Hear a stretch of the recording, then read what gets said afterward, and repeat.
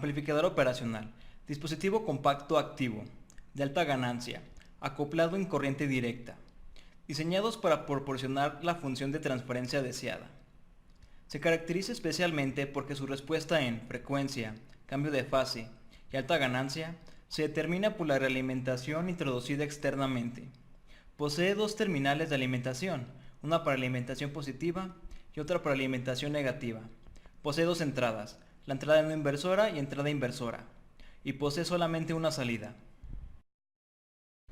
Aplicaciones. Acondicionamiento de señales.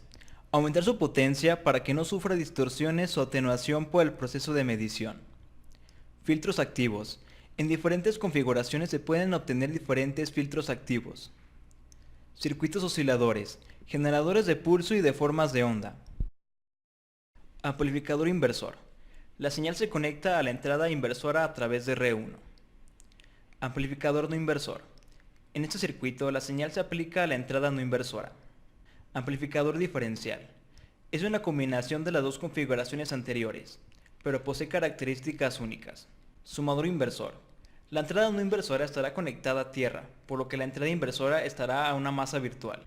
Integrador. Una modificación del amplificador inversor. Se sustituye R2 por un capacitor. Diferenciador. Segunda modificación del amplificador inversor. La posición de la resistencia y del capacitor son cambiadas. Seguidor de tensión. La salida es una réplica en fase con ganancia unidad de la tensión de entrada. La función del detector de nivel OPAMP es monitorear unas variables físicas que pueden ser expresadas en términos de un voltaje y enviar la señal cada vez que la variable sobrepase o caiga por debajo del valor preestablecido llamado valor de referencia. Si el voltaje de entrada es menor que el voltaje de referencia, el LED está apagado. Si es mayor que el voltaje de referencia, hace que el LED se encienda, lo que proporciona una indicación del momento en que la tensión de entrada se eleva por encima del voltaje de referencia. Para el armado de este circuito utilizamos tres circuitos integrados TL084, los cuales cuentan con 4 amplificadores operacionales cada uno. El voltmetro de barra, al ser diseñado para 10 niveles, se utilizaron los 4 amplificadores operacionales en 2 de los circuitos integrados, y del tercer circuito integrado solo se utilizaron 2 amplificadores operacionales. En el voltmetro, las resistencias de los LEDs están conectadas a tierra, a diferencia del diagrama, ya que el orden de las resistencias y diodos rectificadores puede ser conmutativo, así que no afecta a la operación del circuito, y se realizó así, ya que en lugar de usar 10 LEDs individuales, utilizamos una barra de 10 LEDs. Cada uno de los amplificadores se conecta a un diodo rectificador, LED y resistencia diferentes. En cada amplificador, el voltaje de referencia es captado por la entrada inversora, y el voltaje o la señal a clasificar es interpuesto en la entrada no inversora. La alimentación, en este caso, no lleva un voltaje negativo, mas sin embargo, la alimentación negativa se sustituye por la tierra, permitiendo operar el circuito con una sola fuente de CD. El voltmetro de barra es un detector de voltaje, también llamado barra gráfica de LEDs. La idea es que cada LED se vaya encendiendo de acuerdo al nivel de voltaje continuo presente en la entrada, siempre y cuando este voltaje sea mayor o igual al voltaje de referencia para cada uno de nuestros LED. Cada op-amp de este circuito es usado para comparar la entrada de voltaje IN contra un voltaje fijo de comparación tomado de la fuente misma de alimentación mediante un divisor resistivo. Este nivel de voltaje con el cual se efectuará la comparación con la entrada está fijado por el potenciómetro. Cuando no hay voltaje de entrada, por defecto los LEDs se encontrarán en off o apagado, porque todas las salidas de nuestro SOPAM están en alta desde que el voltaje en cada entrada no inversora es más alto que su corriente de entrada voltaje IN en la terminal inversora. En el video se ve el circuito completo armado.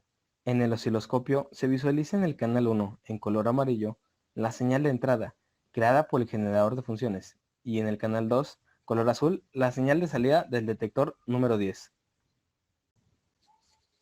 En el circuito se observa la detección de voltaje al último nivel, por lo que se encienden todos los LEDs de manera progresiva. El voltaje de referencia es dado por las resistencias en serie con una diferencia de 1 volt en cada una, siendo 1 el valor mínimo detectable y 10 el máximo.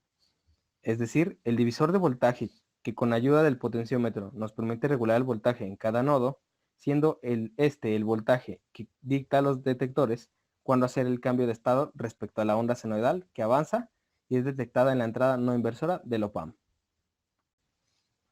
Se usaron 5 amplificadores por lado, que a la salida se enlazan con un diodo rectificador que protege el circuito de las corrientes de los demás detectores. Después, por medio de los jumpers, se conectan a la barra de LEDs y a su vez conectan a tierra por medio de las resistencias de 220 ohms. En el multímetro se aprecia el nivel de referencia máximo, en este caso 10 voltios. Como alimentación del circuito se utilizaron 15 volts, suministrados por la fuente de CD.